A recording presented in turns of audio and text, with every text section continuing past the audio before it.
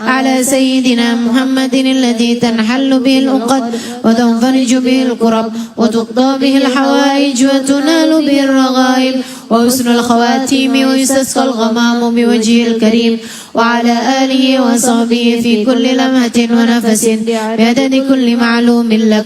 اللهم صل صلاة كاملة وسلم سلاما تاما على سيدنا محمد الذي تنحل به العقد وتنفرج به الكرب وتقضى به الحوائج وتنال به الرغائب وحسن الخواتيم ويستسقى الغمام بوجهه الكريم وعلى آله وصحبه في كل لمحة ونفس بعدد كل معلوم لك. Terakhir, Allahumma salli salatan kamilatan wa sallim salaman tamman ala sayyidina Muhammadin alladhi tanhallu bihil uqad wa tanfariju bihil kurab وتقضى به الحوائج وتنال به الرغائب وحسن الخواتم ويستسقى الغمام بوجهه الكريم وعلى آله وصحبه في كل لمحة ونفس بعدد كل معلوم لك يا رب العالمين. Berikutnya kita akan baca doa ini 7 kali. Allahumma ya kafiyal bala ikfinal bala qabla nuzulihi minas sama. Ya Allah, ya Allah, ya Allah, ya Allah, ya Allah, ya Allah, ya Allah. Ya Allah, ya Allahnya 7 kali. Dan kita baca doa ini dari awal sampai akhirnya ini 7 kali. Mudah-mudahan Allah ya kafiyal bala, ya Allah engkaulah yang dapat menghalangkan bala. Ikfinal bala qabla nuzulihi minas sama. Cegahlah kami ya Allah dari segala bala sebelum turunnya bala tersebut dari atas langit. Ya, kita akan baca doa itu sebanyak 7 kali. Bismillahirrahmanirrahim. Allahumma ya kafiyal bala ikfinal bala qabla nuzulihi minas sama. Ya Allah, ya Allah, ya Allah, ya Allah, ya Allah, ya Allah, ya Allah. Allahumma ya kafiyal bala ikfinal bala qabla nuzulihi minas sama. Ya Allah, ya Allah, ya Allah, ya Allah, ya Allah, ya Allah, ya Allah. Allahumma ya kafiyal bala ikfinal bala qabla nuzulihi minas sama. Ya Allah, ya Allah, ya Allah, ya Allah, ya Allah, ya Allah, ya Allah. Allahumma ya kafiyal bala ikfinal bala qabla nuzulihi minas sama.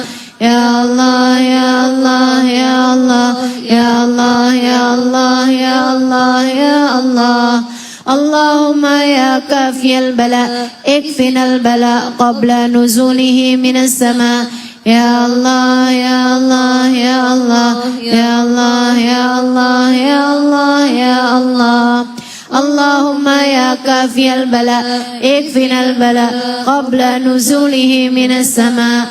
Ya Allah, ya Allah, ya Allah, ya Allah, ya Allah, ya Allah, ya Allah.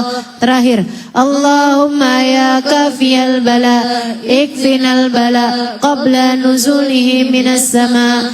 Ya Allah, ya Allah, ya Allah, ya Allah, ya Allah, ya Allah, ya Allah. Al-Fatihah bil qabul wa tamami kulli sul ma'mul wa anna Allah yudafi anna al-bala ma dhahara minha wa ma batan. Wa anna Allah yadfa anna al-balaya ma dhahara minha wa ma batan. Wa anna Allah yarzuqna as-salamah fid din wad dunya wal akhirah. وأن الله يرزقنا الخاتمة والعافية والصحة وأن الله يرزقنا كمال المتابعة للنبي صلى الله عليه وسلم كمال الفتوح والمن والرسوح صلاح القلب والجسد والروح أن الله يقضي لنا جميع الحاجات. Silakan doakan dirimu dan doakan orang-orang yang kamu sayangi agar semuanya terhindar dari segala bala-bala yang turun, dari segala adab Allah SWT, dari segala hal-hal yang tidak menyenangkan yang datang ke atas muka bumi ini.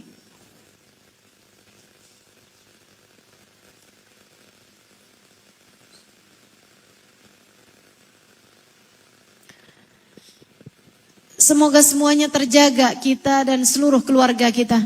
Dijaga Allah Subhanahu wa taala, diselamatkan Allah Subhanahu wa taala. Tak hanya di dunia, akan tetapi sampai kelak di hari akhirat nanti insyaallah. Dan semoga semuanya kita dan seluruh keluarga kita. Kelak di hari akhirat nanti dapat bersama-sama berada dalam rombongan baginda kita Nabi besar Muhammad sallallahu alaihi wasallam. Semuanya Allah selamatkan, semuanya Allah lancarkan, semuanya Allah berkahi. Semua dari kita semoga hidup dalam keadaan bahagia, sehat, selamat. Terutamanya hati kita semoga Allah selamatkan, semoga Allah sehatkan, semoga Allah bersihkan. Semoga Allah jadikan hati kita semuanya indah dan berkah. Ala hadhihi niyah wa bikulli niyatin salihah jami'ah syamilah la hadratin Nabi Muhammad sallallahu alaihi wasallam. Al-Fatihah.